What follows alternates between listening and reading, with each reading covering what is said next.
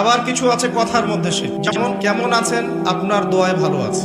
কেমন আছেন, আপনার দোয়ায় ভালো আছে। আপনার মায়ের কি অবস্থা, মায়ের অবস্থা ভালো, ডাক্তারটা সময় মতো না আসলে মাকে বাঁচানো যেত না। যাত্রা কেমন ছিল, জার্নি খুব ভালো ছিল, ড্রাইভার অনেক ভালো ছিল, ড্রাইভারের দক্ষতায় অ্যাক্সিডেন্ট থেকে নিশ্চিত অ্যাক্সিডেন্ট থেকে বেঁচে গেছে। আমি না থাকলে কাজটা হতো না, ভাগ্যিস আপনি ছিলেন, না হলে আমার এই বিপদ থেকে রক্ষা হতো না। প্রচুর কথা বলতে গেলে সারা রাত চলে যাবে। কথার মধ্যে বেশি শিরক হচ্ছে। এমনকি অনেক গানের লিরিক্স দেখবেন, তোমাকে ছাড়া বাঁচবো না, তুমি আমার জীবন, তুমি আমার মরণ, এ ধরনের কথা আছে না? আসমান জমিন চন্দ্র সূর্য সব তোমার, তোমার জন্য চাঁদ নিয়ে এসে দিব, চাঁদে বাড়ি বানাবো, কত কথা। এই শিরিক এবং তাওহীদটাকে শেখেন।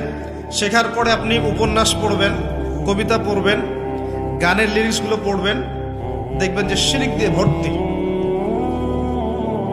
এমনি এমনি আল্লাহ পাক বিষয়গুলোকে হারাম করেন না, এখানে শিরক আছে, অনেক ক্ষেত্রে কুফরি কথা আছে, অনেক ক্ষেত্রে আবার ভক্তি প্রদর্শন করতে গিয়ে অতি ভক্তি হয়ে যাচ্ছে। আর হারাম ইনস্ট্রুমেন্ট তো আছেই, সব মিলিয়ে বিষয়টা হারাম।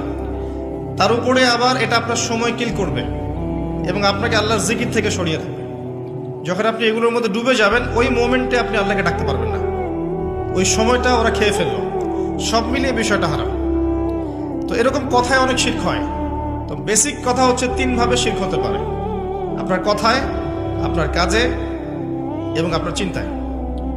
কথা, কাজ এবং চিন্তাকে বিশুদ্ধ করতে পারলে তাওহীদ প্রতিষ্ঠা হবে, এবং তাওহীদের উপর থাকলে পরেই উম্মার কল্যাণ আছে। আল্লাহ পাক আমাদেরকে তাওহীদে থাকার তৌফিক দান করুন।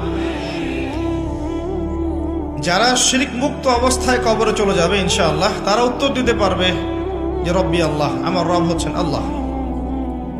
যখন দ্বিতীয় প্রশ্ন করা হবে মা দীনুক, দুনিয়াতে যারা দিন ইসলামকে ঠাট্টার ছলে গ্রহণ করেছে, হাসি তামাশার মতো, ইসলামের কিছু অংশ ভালো লাগে গ্রহণ করেছে, কিছু অংশ ভালো লাগে না গ্রহণ করে নাই, যতটুকু করলে কোনো সমস্যা হয় না করে, যেটা করলে সমস্যা হয় করবে না, ইসলামকে পরিপূর্ণ জীবন ব্যবস্থা রূপে বিশ্বাসই করে না, মনে করে ইসলাম এই যুগে চলে না, ওই যুগে চলতো, ইসলাম সেকেলে ব্যাকডেটেড, এখন আমরা আধুনিকতার সময় আছি ইত্যাদি, ইসলামের সব বিধান এখন আসলে প্রযোজ্য নয়, এগুলো আগে চলতো এখন হয়তো চলে না।